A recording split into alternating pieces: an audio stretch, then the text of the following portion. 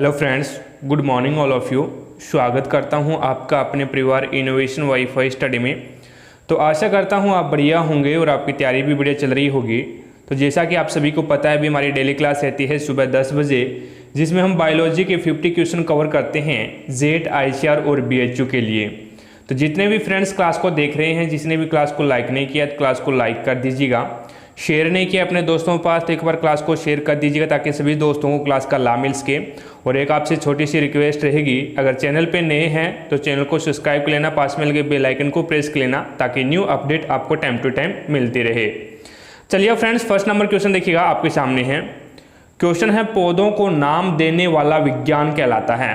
पौधों को नाम देने वाला विज्ञान कहलाता है पहचान, वर्गीकी, नामकरण, वर्गीकरण। तो फर्स्ट नंबर क्वेश्चन में आपका राइट आंसर होगा वो हो जाएगा वर्गीकी, यानी बी ऑप्शन आपका यहाँ पे राइट आंसर होगा। सेकंड क्वेश्चन देखिएगा, परागकणों का अध्ययन कहलाता है पोमोलॉजी, फाइकोलॉजी, माइकोलॉजी, पेलिनोलॉजी। तो सेकंड क्वेश्चन में आपका राइट आंसर होगा परागकणों का अध्ययन कहलाता है तो पेलिनोलॉजी बोला जाता है, यानी डी ऑप्शन आपका यहाँ पे राइट आंसर होगा। अगला क्वेश्चन देखिएगा, 3 नंबर क्वेश्चन आपके सामने है। जीवाश्म वनस्पति विज्ञान में अध्ययन किया जाता है। जीवाश्म वनस्पति विज्ञान में अध्ययन किया जाता है जीवाश्मों का, अस्थियों का, प्राइमेट्स का, पक्षियों का। तो 3 नंबर क्वेश्चन में आपका राइट आंसर होगा वो हो जाएगा जीवाश्म वनस्पति विज्ञान में जीवाश्मों का अध्ययन किया जाता है, यानी ए ऑप्शन आपका यहाँ पे राइट आंसर होगा। अगला क्वेश्चन देखिएगा, 4 नंबर क्वेश्चन आपके सामने है। पौधों की आंतरिक संरचना का अध्ययन कहलाता है। पौधों की आंतरिक संरचना का अध्ययन कहलाता है औतिकी, वर्गीकी, आकारिकी, शारीरिकी। तो 4 नंबर क्वेश्चन में आपका राइट आंसर होगा वो हो जाएगा पौधे की जो आंतरिक संरचना का अध्ययन है वो शारीरिकी कहलाता है, यानी डी ऑप्शन आपका यहाँ पे राइट आंसर होगा, शारीरिकी। ठीक है। अगला क्वेश्चन देखिएगा, 5 नंबर क्वेश्चन आपके सामने है। क्वेश्चन है, केलप प्राप्त होता है लाइकेन से, समुद्री शैवालों से, जलीय शैवालों से या फिर शैवालों से। तो 5 नंबर क्वेश्चन में आपका राइट आंसर होगा केलप है वो समुद्री शैवालों से प्राप्त होता है, यानी बी ऑप्शन आपका यहाँ पे राइट आंसर होगा। अगला क्वेश्चन देखिए, 6 नंबर क्वेश्चन आपके सामने है। क्वेश्चन है, जापान के लोग किस लाइकेन को सब्जी के रूप में खाते हैं। जापान के लोग किस लाइकेन को सब्जी के रूप में खाते हैं। परमेलिया, इंडोकार्पन, क्लेडोनिया, रासेला। तो 6 नंबर क्वेश्चन में आपका राइट आंसर होगा जापान के लोग हैं वो लाइकेन को इंडोकार्पन, जो इंडोकार्पन लाइकेन है उसको सब्जी के रूप में खाते हैं, यानी बी ऑप्शन आपका यहाँ पे राइट आंसर होगा, इंडोकार्पन। ठीक है। अगला क्वेश्चन देखिए, 7 नंबर क्वेश्चन आपके सामने है। क्वेश्चन है, पान की लता में बनने वाली जड़ कहलाती है। पान की लता में बनने वाली जड़ कौन सी होती है। अनुलग्न जड़, छायादार जड़, आरोही जड़, अवस्तंभ जड़। तो 7 नंबर क्वेश्चन में आपका राइट आंसर होगा वो हो जाएगा आरोही जड़, यानी सी ऑप्शन आपका यहाँ पे राइट आंसर होगा। पान की लता में जो बनने वाली जड़ है उसे हम आरोही जड़ बोलते हैं। ठीक है। अगला क्वेश्चन देखिएगा, 8 नंबर क्वेश्चन आपके सामने है। क्वेश्चन है, निम्न में से कौन सा तना है। अदरक, गाजर, शकरकंद, सलजम। तो 8 नंबर क्वेश्चन में आपका राइट आंसर होगा वो हो जाएगा अदरक है वो एक तना है, यानी ए ऑप्शन आपका यहाँ पे राइट आंसर होगा। अगला क्वेश्चन देखिएगा, 9 नंबर क्वेश्चन आपके सामने है। पत्ता गोभी खाद्य पदार्थ का संग्रहण कहाँ करती है। पत्ता गोभी खाद्य पदार्थ का संग्रहण कहाँ करती है। फल में, जड़ में, तने में, पत्तियों में। तो पत्ता गोभी है वो जो खाद्य पदार्थ होते हैं उसका जो संग्रहण करती है वो पत्तियों में करती है, यानी डी ऑप्शन आपका यहाँ पे राइट आंसर होगा। अगला क्वेश्चन देखिए, 10 नंबर क्वेश्चन आपके सामने है। फूल गोभी में पौधे का उपयोगी भाग कौन सा है। फूल गोभी में पौधे का उपयोगी भाग कौन सा है। भूमिगत डंक, जड़, ताजा पुष्प समूह है, पत्ते। तो 10 नंबर क्वेश्चन में आपका राइट आंसर होगा वो हो जाएगा ताजा पुष्प समूह है, यानी सी ऑप्शन आपका यहाँ पे राइट आंसर होगा। फूल गोभी में पौधे का जो उपयोगी भाग होता है वो ताजा पुष्प समूह होता है। क्लियर है यहाँ तक। चलिएगा नेक्स्ट क्वेश्चन पे चलते हैं। अगला क्वेश्चन आपके सामने है, 11 नंबर क्वेश्चन है। जीवन चक्र की दृष्टि से पौधे का सबसे महत्वपूर्ण अंग है। जीवन चक्र की दृष्टि से पौधे का सबसे महत्वपूर्ण अंग है पुष्प, पत्ती, तना, जड़। तो 11 नंबर क्वेश्चन में आपका राइट आंसर होगा वो हो जाएगा पुष्प, यानी ए ऑप्शन आपका यहाँ पे राइट आंसर होगा। जीवन चक्र की दृष्टि से पौधे का जो सबसे महत्वपूर्ण अंग होता है, महत्वपूर्ण जो भाग होता है वो होता है पुष्प। ठीक है, अगला क्वेश्चन देखिए, 12 नंबर क्वेश्चन आपके सामने है। कुरुंजी पुष्प के 12 वर्ष में एक बार खिलने का कारण क्या है? कुरुंजी पुष्प के 12 वर्ष में एक बार खिलने का कारण क्या है? प्रकाश अवधि, अदीप्त अवधि, फ्लोरिजन स्त्राव, उपरोक्त सभी। तो 12 नंबर क्वेश्चन में आपका राइट आंसर होगा वो हो जाएगा फ्लोरिजन स्त्राव के कारण कुरिंजी पुष्प है वो 12 वर्ष में एक बार खिलता है, यानी सी ऑप्शन आपका यहाँ पे राइट आंसर होगा, फ्लोरिजन स्त्राव। ठीक है, अगला क्वेश्चन देखिए, 13 नंबर क्वेश्चन आपके सामने है। क्वेश्चन है प्याज में खाद्य भाग है। प्याज में खाद्य भाग है पत्ता, तना, जड़, पुष्प। तो प्याज में जो खाद्य भाग होता है वो होता है तना, यानी बी ऑप्शन आपका यहाँ पे राइट आंसर होगा। अगला क्वेश्चन देखिए, 14 नंबर क्वेश्चन आपके सामने है। निम्नलिखित में से कौन सा फल अनिषेक फलनीय है? निम्नलिखित में से कौन सा फल अनिषेक फलनीय है? सेब, केला, शहतूत, स्ट्रॉबेरी। तो 14 नंबर क्वेश्चन में आपका जो राइट आंसर होगा वो हो जाएगा केला, यानी बी ऑप्शन आपका यहाँ पे राइट आंसर होगा। निम्नलिखित में से कौन सा फल अनिषेक फलनीय है? तो केला है वो एक अनिषेक फलनीय फल है। ठीक है, अगला क्वेश्चन देखिए, 15 नंबर क्वेश्चन आपके सामने है। क्वेश्चन है संसार का सबसे छोटा पुष्प है। संसार का सबसे छोटा पुष्प है कमल, गुलाब, वुल्फिया, रेफ्लेसिया। तो 15 नंबर क्वेश्चन में आपका राइट आंसर होगा वो हो जाएगा संसार का सबसे छोटा पुष्प वुल्फिया है, यानी सी ऑप्शन आपका यहाँ पे राइट आंसर होगा। अगर आपसे ये पूछ लेता है कि संसार का सबसे बड़ा पुष्प कौन सा है तो रेफ्लेसिया हो जाएगा, और छोटा पुष्प पूछा है तो यहाँ पे वुल्फिया है वो सबसे छोटा पुष्प है। सी ऑप्शन आपका यहाँ पे राइट आंसर होगा। ठीक है, और एक आपकी इंक्वायरी के लिए मैं बता दूं, अगर किसी भी दोस्त को पीडीएफ चाहिए तो पीडीएफ है वो मैं टेलीग्राम ग्रुप पे अपलोड कर रहा हूं, और टेलीग्राम ग्रुप का लिंक मैंने आपको डिस्क्रिप्शन बॉक्स में दिया है, वहां से जाकर के टेलीग्राम ग्रुप को ज्वाइन कर लीजिएगा और प्रत्येक क्लास की पीडीएफ आपको टेलीग्राम ग्रुप पे मिलेगी। ठीक है, बात आ गई समझ में? चलिएगा 16 नंबर क्वेश्चन पे चलते हैं। 16 नंबर क्वेश्चन आपके सामने है। क्वेश्चन है कीटों द्वारा परागित फूलों में परागकण होता है। कीटों द्वारा परागित फूलों के परागकण होते हैं रुक्ष और शुष्क, रुक्ष और चिपचिपे, चिकने और शुष्क, बड़े और दिखने वाले। तो 16 नंबर क्वेश्चन में आपका राइट आंसर होगा कीटों द्वारा जो परागित फूलों के जो परागकण हैं वो रुक्ष और चिपचिपे होते हैं, यानी बी ऑप्शन आपका यहाँ पे राइट आंसर होगा। ठीक है, रुक्ष और चिपचिपे होते हैं। अगला क्वेश्चन देखिए, 17 नंबर क्वेश्चन आपके सामने है। अनानास किस प्रकार का फल है? अनानास किस प्रकार का फल है? Sorosis, syconus, samara, siliqua. तो 17 नंबर क्वेश्चन में आपका राइट आंसर होगा अनानास किस प्रकार का फल है? तो साइकोनस प्रकार का फल है, यानी बी ऑप्शन आपका यहाँ पे राइट आंसर होगा, साइकोनस प्रकार का। ठीक है, अगला क्वेश्चन देखिए, 18 नंबर क्वेश्चन आपके सामने है। भ्रूण किसमें मिलता है? भ्रूण किसमें मिलता है? पर्ण, बीज, फूल, कली। तो 18 नंबर क्वेश्चन में आपका राइट आंसर होगा भ्रूण है वो बीज में मिलता है, यानी बी ऑप्शन आपका यहाँ पे राइट आंसर होगा। क्लियर है यहाँ तक? 18 नंबर जो क्वेश्चन है यहाँ तक सभी का क्लियर हो गया। चलिए अगले क्वेश्चन पे।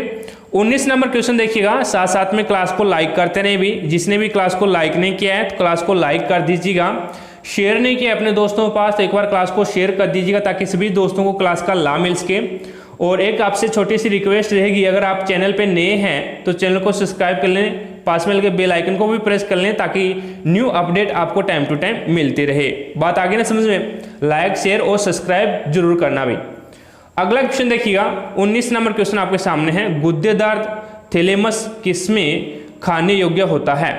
गुद्देदार थैलेमस किसमें खाने योग्य होता है? संतरा, आम, सेब, टमाटर।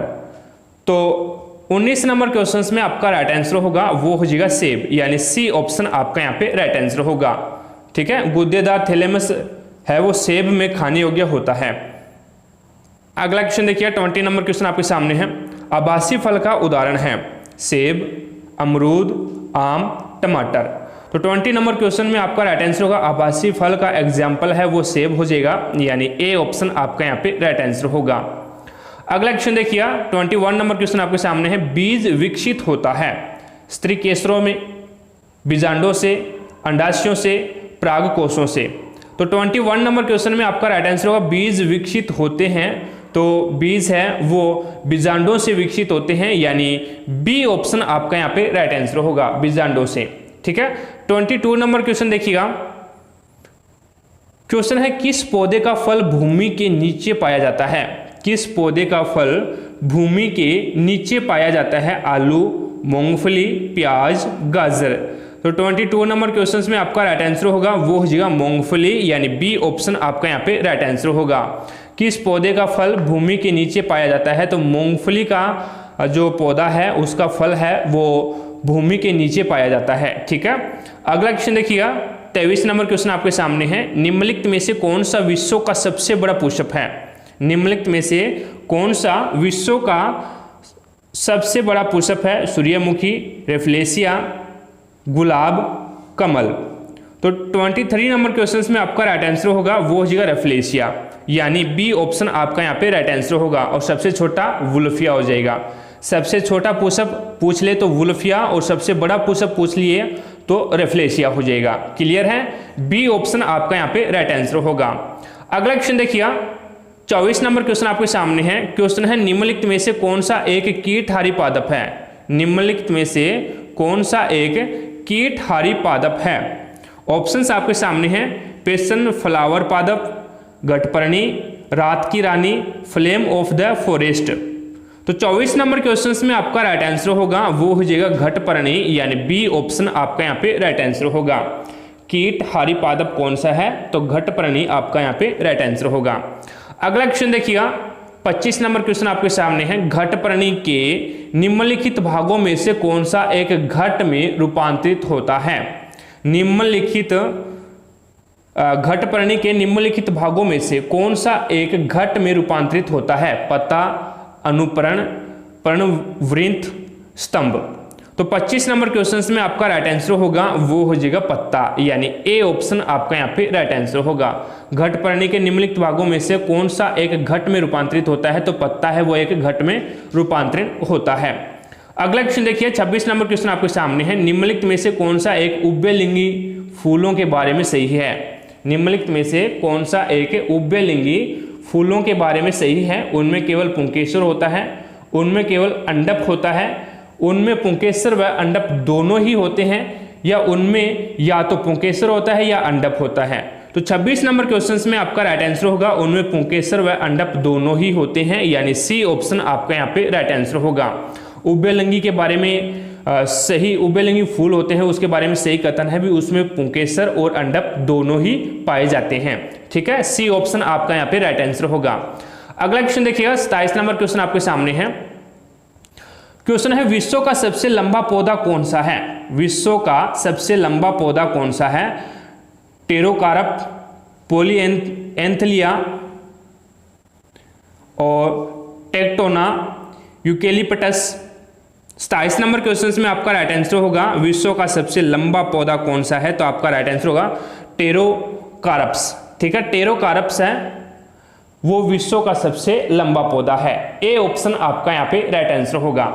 अगला क्वेश्चन देखिएगा 28 नंबर क्वेश्चन आपके सामने है, किस पादप में तना संचय तथा चिरकालिकता के कार्य करता है? किस पादप में तना संचय तथा चिरकालिकता के कार्य करता है? प्याज, हल्दी, शकरकंद, टमाटर। तो 28 नंबर क्वेश्चन में आपका राइट आंसर होगा वो हो जाएगा हल्दी, यानी बी ऑप्शन आपका यहाँ पे राइट आंसर होगा। अगला क्वेश्चन देखिएगा 29 नंबर क्वेश्चन आपके सामने है, बीजों को किस कंडीशन में संरक्षित किया जा सकता है? बीजों को किस कंडीशन में संरक्षित किया जा सकता है? ठंड और नम कंडीशन में, गर्म और शुष्क कंडीशन में, ठंड और शुष्क कंडीशन में, या फिर गर्म और नम कंडीशन में। तो 29 नंबर क्वेश्चन में आपका राइट आंसर होगा वो हो जाएगा ठंड और शुष्क कंडीशन में। सी ऑप्शन आपका यहाँ पे राइट आंसर होगा। बीजों को किस कंडीशन में संरक्षित किया जा सकता है? तो ठंड और शुष्क कंडीशन में उसे हम संरक्षित रख सकते हैं। सी ऑप्शन आपका यहाँ पे राइट आंसर होगा। अगला क्वेश्चन देखिएगा, 30 नंबर क्वेश्चन आपके सामने है। निम्नलिखित में से कौन सा युग्म सुमेलित नहीं है? अमरबेल तना परजीवी, चंदन जड़ परजीवी, आर्किड अधिपादप, घटपर्णी जलोदभिद। तो आपको यहाँ पे बताना है कौन सा युग्म सुमेलित नहीं है। 4 ऑप्शंस आपको दिए गए हैं, इसमें से 3 सुमेलित है और 1 सही सुमेलित नहीं है। जो सही सुमेलित नहीं है उसको बताना है, ठीक है। तो 30 नंबर क्वेश्चन में आपका राइट आंसर होगा वो हो जाएगा घटपर्णी जलोदभिद। ये आपका यहाँ पे राइट आंसर होगा। ये युग्म है वो सुमेलित नहीं है, ठीक है। घटपर्णी जलोदभिद वाला जो युग्म है वो सही सुमेलित नहीं है। अगला क्वेश्चन देखिए, 31 नंबर क्वेश्चन आपके सामने है। कौन सा पौधा कीट पकड़ता है? कौन सा पौधा कीट पकड़ता है? Nerium, नेपथन्स, स्पाइलेक्स, Australian acacia. तो 31 नंबर क्वेश्चन में आपका राइट आंसर होगा वो हो जाएगा नेपथन्स है वो पौधा कीट पकड़ता है, यानी बी ऑप्शन आपका यहाँ पे राइट आंसर होगा, ठीक है ना, नेपथन्स। 32 नंबर क्वेश्चन देखिएगा, 32 नंबर क्वेश्चन आपके सामने है। निम्नलिखित में से कौन सा जैव उर्वरक के रूप में प्रयुक्त होता है? निम्नलिखित में से कौन सा जैव उर्वरक के रूप में प्रयुक्त होता है? नील हरित शैवाल, एंजेला, अल्फा-2, नाइट्रोलिन। तो 32 नंबर क्वेश्चन में आपका राइट आंसर होगा वो हो जाएगा कौन सा जैव उर्वरक के रूप में प्रयुक्त होता है? तो नील हरित शैवाल है, ये भी अपना ये जैव उर्वरक के रूप में प्रयुक्त होता है, ठीक है। और उसके बाद में एंजोला है, ये भी जैव उर्वरक के रूप में प्रयुक्त होता है। और उसके बाद में अगर मैं बात करूं अल्फा-2 की, तो ये भी अपना क्या है, जैव उर्वरक के रूप में प्रयुक्त होता है। तो आपका राइट आंसर होगा ए, बी और सी, तीनों की तीनों आपके राइट आंसर होंगे। नील हरित शैवाल, एंजोला और अल्फा-2, ये तीनों की तीनों जैव उर्वरक के रूप में प्रयुक्त होते हैं। क्लियर है यहाँ तक? अगर 33 नंबर क्वेश्चन देखिएगा आपके सामने है। क्वेश्चन है एथेनॉल के व्यावसायिक उत्पादन में कौन सा खमीर प्रयोग में लाया जाता है? एथेनॉल के व्यावसायिक उत्पादन में कौन सा खमीर प्रयोग में लाया जाता है? ऑप्शंस आपके सामने हैं, कैंडिडा एल्बिकेंस, कैंडिडा सलूफी, सेक्रोमाइसिस सेरेवेसी और ल्यूकोस्पोरिडियम, ठीक है, ल्यूकोस्पोरिडियम। तो 33 नंबर क्वेश्चन में आपका राइट आंसर होगा स्केरोमाइसिस सेरेवेसी। स्केरोमाइसिस सेरेवेसी आपका यहाँ पे राइट आंसर होगा। एथेनॉल के व्यावसायिक उत्पादन में स्केरोमाइसिस सेरेवेसी खमीर प्रयोग में लाया जाता है। अगला क्वेश्चन देखिए, 34 नंबर क्वेश्चन आपके सामने है। क्वेश्चन है निम्नलिखित में से कौन सा ग्राम पॉजिटिव और ग्राम नेगेटिव बैक्टीरिया के अंतर के लिए उत्तरदायी है? निम्नलिखित में से कौन सा ग्राम पॉजिटिव एवं ग्राम नेगेटिव बैक्टीरिया के अंतर के लिए उत्तरदायी है? ऑप्शंस आपके सामने है, कोशिका दीवार, राइबोसोम, कोशिका झिल्ली, तीनों। तो 34 नंबर क्वेश्चन में आपका जो राइट आंसर होगा वो हो जाएगा कोशिका दीवार, यानी ए ऑप्शन आपका यहाँ पे राइट आंसर होगा।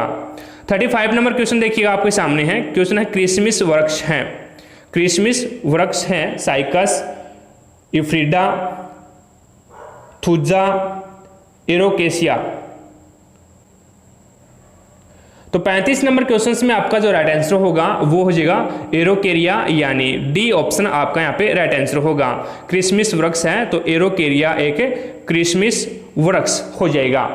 अगला क्वेश्चन देखिए, 36 नंबर क्वेश्चन आपके सामने है। अंडाशय विहीन पुष्पोद्भिद है, अंडाशय विहीन पुष्पोद्भिद है टेरिडोफाइटस, जिम्नोस्पर्म, ब्रायोफाइटस, एंजियोस्पर्म। तो 36 नंबर क्वेश्चन में आपका राइट आंसर होगा अंडाशय विहीन पुष्पोद्भिद होगा, वो हो जाएगा जिम्नोस्पर्म, यानी बी ऑप्शन आपका यहाँ पे राइट आंसर होगा। अगला क्वेश्चन देखिएगा, 37 नंबर क्वेश्चन आपके सामने है। जब पुष्प क्रम फल में विकसित हो जाता है तो ऐसे फलों को क्या कहेंगे? जब पुष्प क्रम फल में विकसित हो जाता है तो ऐसे फलों को क्या कहते हैं? संग्रंथित फल, पुंज फल, गूदेदार फल, इनमें से कोई नहीं। तो 37 नंबर क्वेश्चन में आपका राइट आंसर होगा वो हो जाएगा संग्रंथित फल बोला जाता है, यानी ए ऑप्शन आपका यहाँ पे राइट आंसर होगा, ठीक है। 37 नंबर क्वेश्चन तक सभी का क्लियर हो गया। चलें अगले क्वेश्चन पे। तो साथ साथ में क्लास को लाइक करते रहे भी, जिसने भी क्लास को लाइक नहीं किया ना तो क्लास को लाइक कर दीजिएगा। शेयर नहीं किया अपने दोस्तों के पास तो एक बार क्लास को शेयर कर दीजिएगा ताकि सभी दोस्तों को क्लास का लाभ मिल सके। जितने भी आपके पास फेसबुक ग्रुप है, व्हाट्सएप ग्रुप है, उन सभी पे एक बार क्लास को शेयर कर दीजिएगा ताकि सभी दोस्तों को क्लास का लाभ मिल सके, ठीक है ना। और एक आपसे छोटी सी रिक्वेस्ट रहेगी, अगर आप चैनल पे नए हैं तो चैनल को सब्सक्राइब कर लें, पास में लगे बेल आइकन को भी प्रेस कर लेना ताकि न्यू अपडेट आपको टाइम टू टाइम मिलती रहे, ठीक है ना। लाइक शेयर और सब्सक्राइब जरूर करें दोस्तों। अगला क्वेश्चन देखिएगा, 38 नंबर क्वेश्चन आपके सामने है। अमरबेल है, अमरबेल है आंशिक तना परजीवी, पूर्ण तना परजीवी, पूर्ण मूल परजीवी, आंशिक मूल परजीवी। तो 38 नंबर क्वेश्चन में आपका राइट आंसर होगा वो हो जाएगा पूर्ण तना परजीवी, यानी बी ऑप्शन आपका यहाँ पे राइट आंसर होगा। अमरबेल है तो पूर्ण तना परजीवी आपका यहाँ पे राइट आंसर होगा। अगला क्वेश्चन देखिए, 39 नंबर क्वेश्चन आपके सामने है। क्वेश्चन है किसी वृक्ष को अधिकतम हानि निम्न में से कैसे पहुंचती है। किसी वृक्ष को अधिकतम हानि निम्न में से कैसे पहुंचती है। सभी पक्षियों के नाश से, उसकी आदि शाखाओं के नाश से, या फिर उसकी छाल के नाश से, या फिर उसकी पत्तियों में से आदि पत्तियों के नाश से। तो 39 नंबर क्वेश्चन में आपका राइट आंसर होगा वो हो जाएगा उसकी छाल के नाश से, यानी सी ऑप्शन आपका यहाँ पे राइट आंसर होगा। किसी वृक्ष की अधिकतम हानि निम्न में से कैसे पहुंचती है, तो उसकी छाल अगर नाश हो जाएगी तो वृक्ष को क्या है अधिकतम हानि पहुंचेगी। सी ऑप्शन आपका यहाँ पे राइट आंसर होगा। 40 नंबर क्वेश्चन देखिएगा, पौधे का जल मूल रोमों तक किस दबाव में पहुंचता है। पौधे का जल मूल रोमों तक किस दबाव में पहुंचता है। वायुमंडलीय दबाव, कोशिका दबाव, प्रासरण दबाव, मूल दबाव। तो 40 नंबर क्वेश्चन में आपका राइट आंसर होगा वो हो जाएगा प्रासरण दबाव के कारण, ठीक है। सी ऑप्शन आपका यहाँ पे राइट आंसर होगा। पौधों का जो जल है वो मूल रोमों तक किस दबाव में पहुंचता है, तो प्रासरण दबाव में पहुंचता है। यहां तक क्लियर हुआ। 41 नंबर क्वेश्चन देखिए आपके सामने है। निम्न रोगों में से कौन सा पौधे के तने का उत्पाद नहीं है।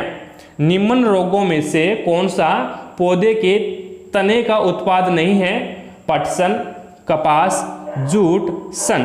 तो 41 नंबर क्वेश्चन में आपका राइट आंसर होगा वो हो जाएगा कपास, यानी बी ऑप्शन आपका यहाँ पे राइट आंसर होगा। निम्न रोगों में से कौन सा पौधे के तने का उत्पाद नहीं है, तो कपास है वो आपका यहाँ पे राइट आंसर होगा। अगला क्वेश्चन देखिएगा, 42 नंबर क्वेश्चन आपके सामने है। द्विगुणित